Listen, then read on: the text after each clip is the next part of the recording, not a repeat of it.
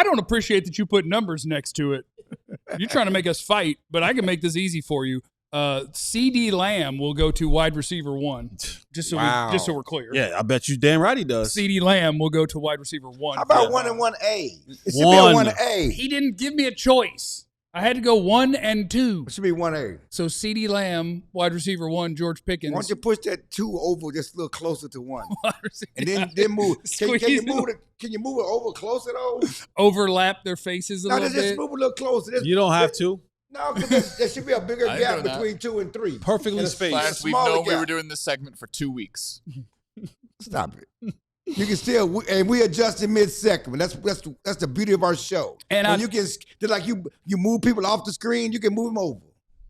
And I'll tell you this: if they're both healthy, and the end results is flipped around, you will be happy about it because it means George Pickens went bonkers again. Because I know CeeDee Lamb. Jesse might not be happy. What's that? Jesse might not be happy. If George Pickens goes off and it's, oh man, CeeDee Lamb had 1,180 yards because Pickens had 1,700, we're gonna be okay. We're gonna be okay. We're gonna be okay. I said we may not be happy because it messes up the agenda. That CeeDee's a better receiver and he does everything. Well, that's true. Today we would re-examine in that scenario. Will we re-examine? Sure, we would. Sure we would. No, he got all the information he needs to know about what they are. No. Wide receiver number 3. So wide receiver number 3 is Ryan Flanoy. Again. And I know there are just so many other places that the football is going to go, but I just want to say it over and over and over again. Sample size, not huge. Jeff believes in that dude a lot. They've been looking for that type of player for a long time, and they just so happen to have already traded, or they traded for George Pickens, and Jalen Tolbert was around. But Ryan Flanoy can play, and so I am thrilled with their top 3, not just their top 2. I think Flanoy's a real-life player. I listened to a story told about him the other day and how in high school he was like, or like entering high school, he was like 5'3" or 5'4", 99 pounds. And now he's like 6'3", 6'4", 215 pounds. He's a full-size dude now. Yeah, he's saying a coach had a group, his coach had a group of guys, and he was asking like, you know, how many, raise your hand and how many of you guys want to think you're going to the league? And Flanoy raised his hand. And he said, coach said to him like, son, I don't mean to crush your dreams. He ain't big enough. But somebody had to uncrush your height. Yeah. And so he said in that moment, his heart went to his stomach and he thought, man. And then he had a tremendous growth spurt. But the coach was not wrong at that time. And he's only lived one life and it ended in the NFL, so that coach was wrong. Okay. But things change. Yes, Sports in that moment, fluid. yeah. But in that moment, based on all the information that we know, he wasn't going to the league. He was just trying to prepare you. It's like I don't think, but I mean, it's like the Scottie Pippen story, or you know, who didn't get a college scholarship because he was small and he had a growth spurt in college, and things change. But at that moment, you're not wrong. You know, and he's just being honest with him because you know he's not trying to crush his dream. Like, dudes your size don't trend toward the NFL. He needed to Google growth spurts and know everybody don't get them. I didn't get mine. Well, not yet. Not yet. Start eating some vegetables. See what happens. Deuce Vaughn never got his. Clarence starts eating his vegetables. A little less caffeine. You're gonna be 6'2" next year. It's gonna be great. Okay, Dro knows. No. I'm not doing it. You're not drawing me outside, Dro. Okay. So then we get to the point where it's okay. Who is making the team? We assume they're going to keep 5. At least. Unless 6 is like every special team, then maybe 6. Well, you got Turpin doing all the special teams. Right. So Turp will be in there, but I don't know if I want to even put him as 4. He's 4. He's 4 in terms of he will be on the roster. Hold on. You don't just get to start taking people out now. He's 4 because they're going to hand the ball off to him. He's a gadget guy. They're going to do things with him. He's more important than any of these other guys to what they do on offense. That's true. Yeah, okay. So put Turpin at wide receiver 4. Yeah. But, you know, he's different. Like, he won't be the one that if somebody got hurt, he does not become wide receiver 2 or 3. He stays exactly where he was. So then we got a camp battle, and John didn't even put everybody on the graphic. Poor Tyler Johnson couldn't make the graphic. And then poor man's MVS, a bit redundant. Poor Anthony Smith. Anthony Smith got drafted in the 7th round, couldn't make it. Practice squad.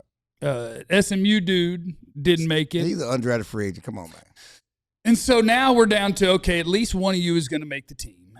And if you had to pick one because they're going to need a receiver that is more in line with the top 3, if something were to go wrong, the 5th guy becomes the 3rd guy. All right, so let's just start eliminating guys from this. I would eliminate Paris Campbell first. Yeah, he would be the first gone. He would be the first one gone. Yeah, Paris Campbell is gone. I think if Bye, Paris. Appreciate you, bro. I think MVS is here because of the disappointment in Mingo. So does that mean we should start sliding Mingo on? Well, I personally believe that MVS is here because it was an insurance. Hold on now, John. Hold on. Hold on. Jonathan, no. I think MVS is here, and it was an insurance policy that Shoddy put in place for if George Pickens had not signed his franchise. Well, the George Pickens situation is still developing. We don't really know everything about that. Right. And as we're doing the depth chart right now, we still have to keep all those options open. But the point is, and Kevin Gray's jumping in from the outside, because he's a Kansas City Chiefs fan, and he thinks that MVS dropped too many passes. Jesse got better hands than MVS at this stage. Check this out, and Jesse got more snaps than Mingo. Hands don't go away. Mingo ain't never done nothing. I'm an Abilene Christian 2000. Mingo ain't never done a down. Bluebell, yes, I can catch football challenge champion. We're talking about this. Task. What I'm saying is Mingo's never done anything. And he's getting given opportunities. When did the opportunities run out? I mean, even if we talk about the question with Pickens, you still got Mingo. Mm-hmm. Okay? He should be the insurance. He's a big receiver. Scantling play special teams? No. Probably not. Not in. What is he? He runs year? one route. Yeah, okay. But So you got Flournoy who's going to play special teams. Flournoy's going to be a special teams guy. yeah, if Valdez Scantling isn't going to play special teams, I don't know You're right. how he makes it. That's a great point. And is Mingo play special teams? Somebody's going to have to. You're going to have to. Right. I mean, if you signed that contract thinking you weren't going to have to play special teams, As a former second-round pick, do you wrong. think he ever played special teams? Who? Mingo. I mean, you're not a former second-round pick anymore. No, but I guess my point You're is do you want to play in the NFL player? He's big. He's athletic. Yeah, he's a big athlete. His ability to play on special teams has not gotten him many snaps. It's time to learn how to be a punt gunner. What I'm saying is that should have been the case the last 2 years, right? Time for Mingo to learn to tackle. That should have been the case already. Yeah. I honestly don't know who it's going to be. I mean, I could see it as a guy who wasn't on the graphic being a guy that makes the team. Who that? Like maybe Anthony Smith, the 7th round pick, makes the team. Because I just think Mingo's had every chance. I do think Trayshawn Holden's Had a nice camp. He had a nice camp. And, Could be him. They watched him all year long develop. He seems like a guy who's hungry, who wants to take that next step. I mean, he's going to have a say-so in training camp about that last spot.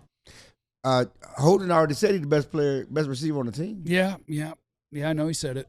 So that'll probably get him off the team. Well, we can't have delusional people running out there. That's crazy. All those good What are we going to – Scantling? I would – when you made the point about Scantling in the veteran years that he has now and not playing special teams, you can't be the 5th guy, 6th guy and not be a core special teams guy. So for Mingo? me, after that, no, I would go to MVS.